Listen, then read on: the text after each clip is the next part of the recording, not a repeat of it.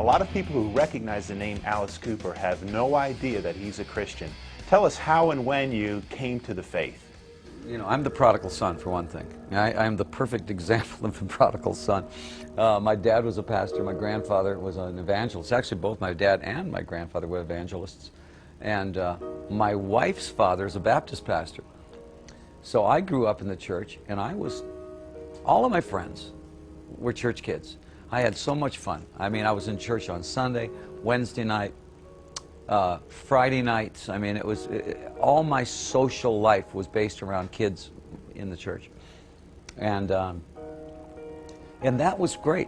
And it got to high school, and all of a sudden, the Beatles came out. And I went, oh, well, that's kind of, you know, and I was a natural mimic anyways. So I watched the Beatles, and I said, well, that would be fun to do.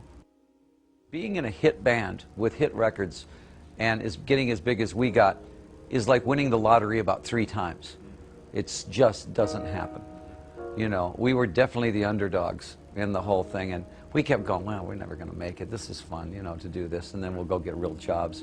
And we kept getting bigger and bigger and bigger, and all of a sudden, there we were.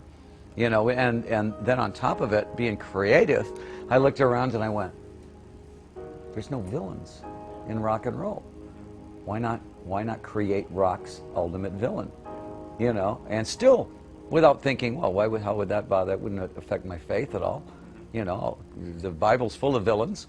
You know, I'll be this villain. And I gave Alice his perimeter, you know, his areas where he wouldn't go past.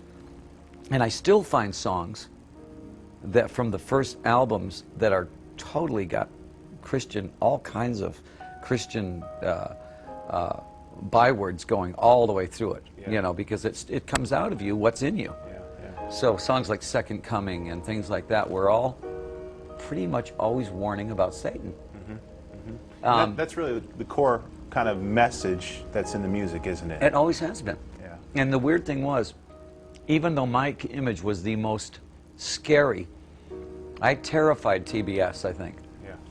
Because of, first of all, they never heard my songs. I guarantee you. Mm-hmm. They never actually listened to my songs. Because almost everything I wrote was good and evil. Mm-hmm. Don't pick evil. Yeah. You know, even when I wasn't Christian, I was saying that. You know, God and the devil. Don't pick the devil. It's a bad idea. You know. But, you know, all they saw was the image. All they saw was, and that was okay. We've all heard of the Gospel of Matthew, Mark, Luke, and John. What is the Gospel according to Alice? If you were to summarize the message that so influenced your life, what would it be? If it says that Jonah was swallowed by a whale, then that means it. If it's, I don't believe this stuff where it's all, well, you know, it's just kind of, those are all parables, and they meant this, and no. I say if it says it, it meant it. You know, and people will laugh at me and say, well, you know, I mean, you can't really believe that. And I go, well, if I can believe that God created the world and created everything in it, why wouldn't I believe a simple thing like that? That's not a hard thing. You know, the very fact that he cared enough about me to save my life about 20 times, you know, and help me survive a million different things to put me where I am now. And then the challenge I have now, being a Christian in the rock business. You know, he kind of put me in the Philistines, in the camp of the Philistines, which is okay. Yeah, what's that like? Well, you have to live your life every day. You have to live your faith. You know, I mean, I'm living in a world that's not my world. I know that, but I live in it, and I try to live my faith every day in it. If I can live, that's my testimony. I don't need to be going out.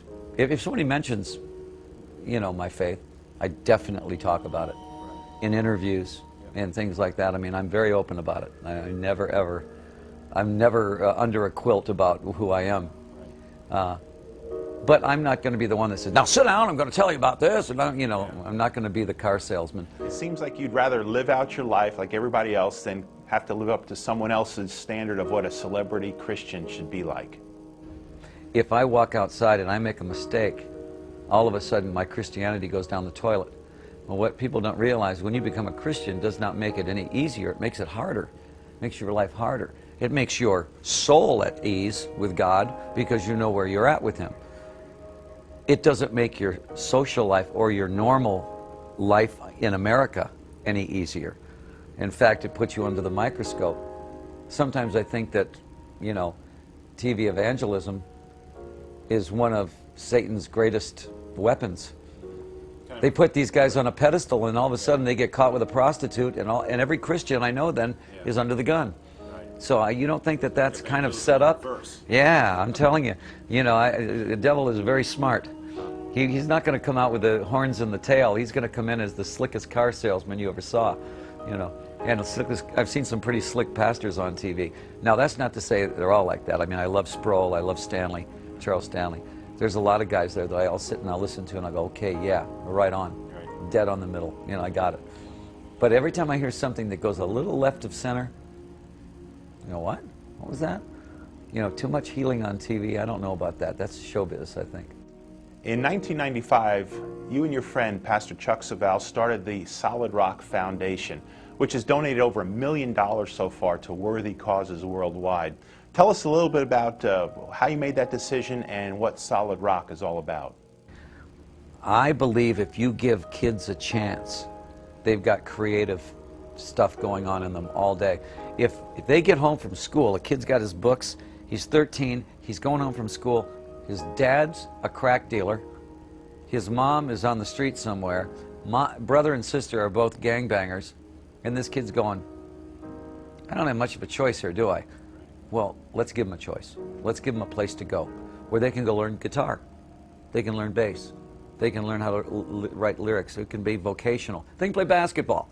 Yeah. They can do any of that stuff under the guidance of Christian businessmen and Christian people that don't want anything from them. Right. We don't say, okay, now you have to learn these Bible verses and anything. We're not asking anything. All we're there to do is to take care of them. And that's the best way to show who we are, you know. So give these kids a safe place to go. Give them some creative outlet and have counselors there. Right now, we're kind of looking for those Christian guys that have got a lot of money that want to put it somewhere. You can't get any better than this.